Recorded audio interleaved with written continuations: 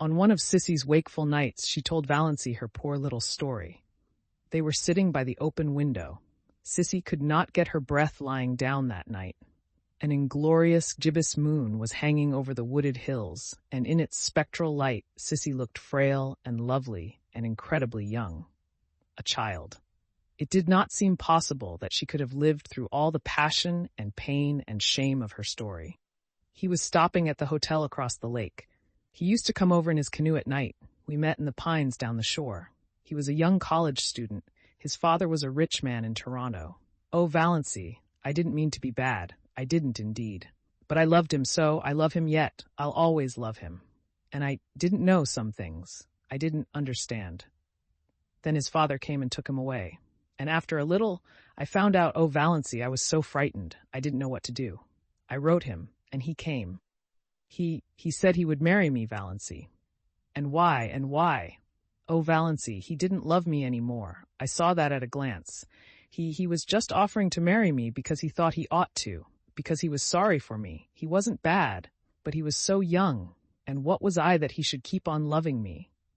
Never mind making excuses for him, said Valancy a bit shortly. So you wouldn't marry him? I couldn't, not when he didn't love me anymore. Somehow, I can't explain, it seemed a worse thing to do than the other. He argued a little, but he went away. Do you think I did right, Valancy?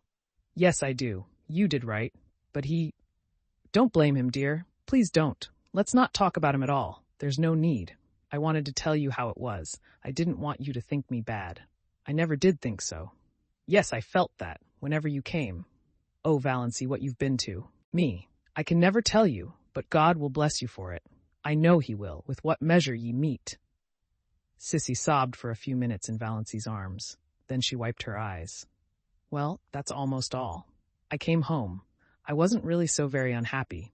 I suppose I should have been, but I wasn't. Father wasn't hard on me, and my baby was so sweet while he lived. I was even happy. I loved him so much, the dear little thing. He was so sweet. Valancy, with such lovely blue eyes, and little rings of pale gold hair like silk floss, and tiny dimpled hands. I used to bite his satin-smooth little face all over, softly, so as not to hurt him, you know? I know, said Valancy, wincing. I know, a woman always knows, and dreams. And he was all mine. Nobody else had any claim on him. When he died, oh, Valancy, I thought I must die too. I didn't see how anybody could endure such anguish and live. To see his dear little eyes and know he would never open them again. To miss his warm little body, nestled against mine at night, and think of him sleeping alone and cold, his wee face under the hard, frozen earth. It was so awful for the first year. After that, it was a little easier. One didn't keep thinking this day last year. But I was so glad when I found out I was dying. Who could endure life if it were not for the hope of death? Murmured Valancy softly.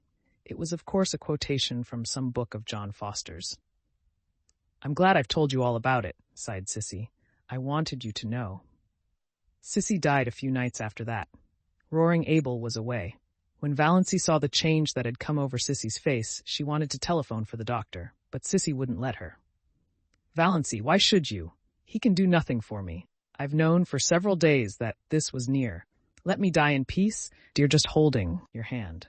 Oh, I'm so glad you're here. Tell Father goodbye for me. He's always been as good to me as he knew how. And Barney. Somehow, I think that Barney... But a spasm of coughing interrupted and exhausted her. She fell asleep when it was over, still holding to Valancy's hand. Valancy sat there in the silence. She was not frightened, or even sorry. At sunrise, Cissy died. She opened her eyes and looked past Valancy at something that made her smile suddenly and happily. And smiling, she died. Valancy crossed Cissy's hands on her breast and went to the open window. In the eastern sky, amid the fires of sunrise, an old moon was hanging, as slender and lovely as a new moon. Valancy had never seen an old moon before. She watched it pale and fade until it paled and faded out of sight in the living rose of day. A little pool in the barrens shone in the sunrise like a great golden lily. But the world suddenly seemed a colder place to Valancy. Again, nobody needed her. She was not in the least sorry Cecilia was dead. She was only sorry for all her suffering in life, but nobody could ever hurt her again. Valancy had always thought death dreadful, but Cissy had died so quietly, so pleasantly. and at the very last, something had made up to her for everything. She was lying there now in her white sleep, looking like a child, beautiful, all the lines of shame and pain gone. Roaring Abel drove in, justifying his name. Valancy went down and told him. The shock sobered him at once. He slumped down on the seat of his buggy, his great head hanging. Cissy dead, he said vacantly. I didn't think it would have come so soon. Dead. She used to run down the lane to meet me with a little white rose stuck in her hair. Cissy used to be a pretty little girl, and a good little girl. She has always been a good little girl, said Valancy.